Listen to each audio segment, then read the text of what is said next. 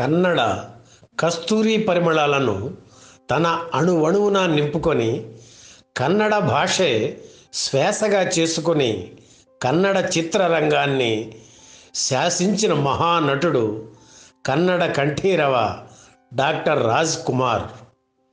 తెలుగువారు కూడా రాజ్ కుమార్ను తమ హీరోగానే భావించి ఆదరించారు.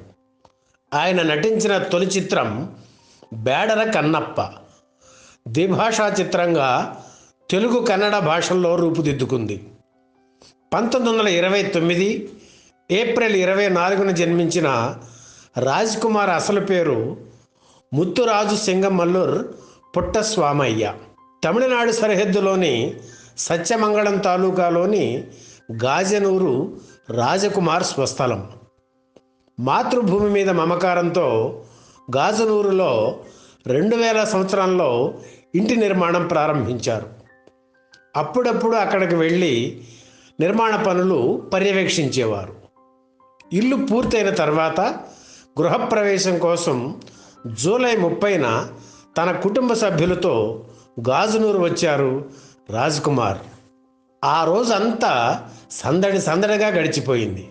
అందరూ ఆనందంగా గడుపుతున్న సమయంలో కలప స్మగ్లర్ వీరప్పన్ తన అనుచరులతో వచ్చి రాజ్ కుమార్ను కిడ్నాప్ చేశారు. ఆయనతో పాటు ఆయన అల్లుడు గోవిందరాజ్, బంధువు నాగేష్, అసిస్టెంట్ డైరెక్టర్ నాగప్పలను కూడా తనతో పాటు తీసుకెళ్లాడు వీరప్పన్. దేశవ్యాప్తంగా ఈ సంఘటన సంచలనం సృష్టించింది. రాజ్ కుమార్కు వీరప్పన్కు సంబంధం ఏమిటి? రాజ్ కుమార్ను కిడ్నాప్ చేయాలనే ఆలోచన ఎందుకు వచ్చింది?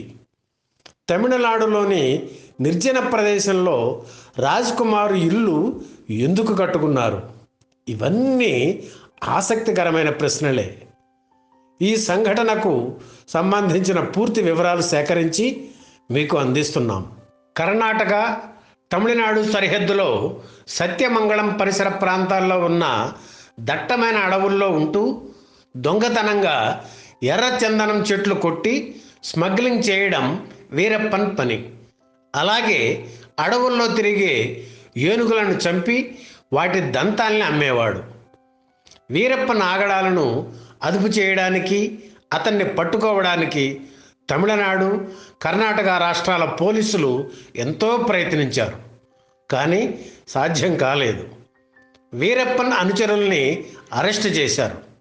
ఇటువంటి నేపథ్యంలో రాజ్ కుమార్ను వీరప్పన్ కిడ్నాప్ చేయడం సంచలనం సృష్టించింది. ఊహించని ఈ సంఘటనతో దేశం ఒక్కసారిగా ఉలిక్కిపడింది. కన్నడ ప్రజలకు రాజ్ కుమార్ ఆరాధ్య దైవం. ప్రభుత్వంలోనూ మంచి పలుకుబడి ఉంది.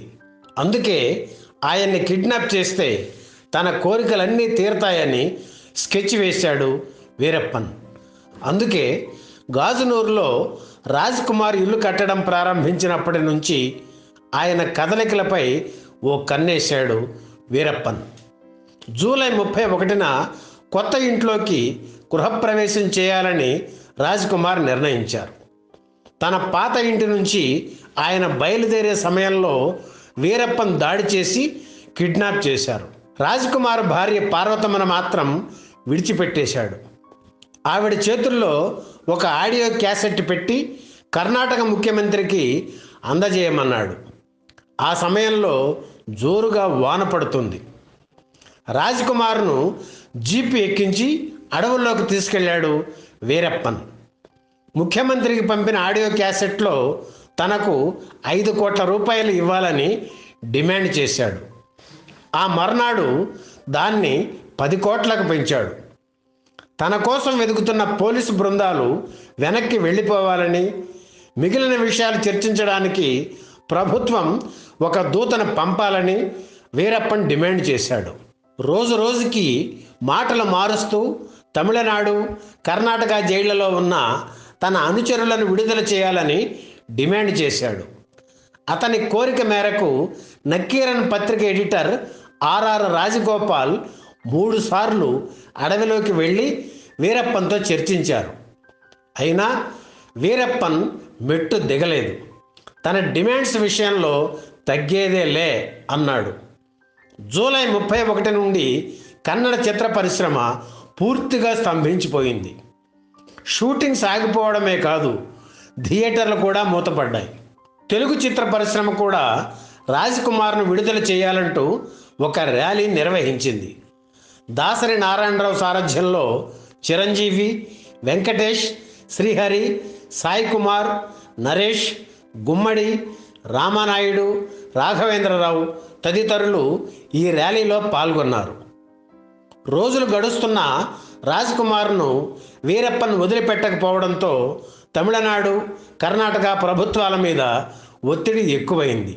జైల్లో ఉన్న వీరప్పన్ అనుచరులను వదిలిపెట్టాలని, వారికి తాము జామీను ఇస్తామని కొందరు కన్నడ హీరోలు కోర్టుకు విన్నవించారు. అదే సమయంలో వీరప్పన్ అనుచరులను విడిచిపెట్టకూడదని కొందరు సుప్రీంకోర్టుకు వెళ్లడంతో కోర్టు ఈ విడుదల ప్రయత్నాలకు బ్రేక్ వేసింది. 108 రోజుల పాటు రాజ్కుమార్ను బంధించిన వీరప్పన్ చివరకు 2000వ సంవత్సరం నవంబర్ 15న వదిలిపెట్టాడు. ఎన్నిసార్లు చర్చలు జరిపినా మాట వినని వీరప్పన్ ఉన్నట్లుండి రాజ్కుమార్ను విడుదల చేయడం ఆ రోజుల్లో చాలామందికి పజిల్గా మారింది.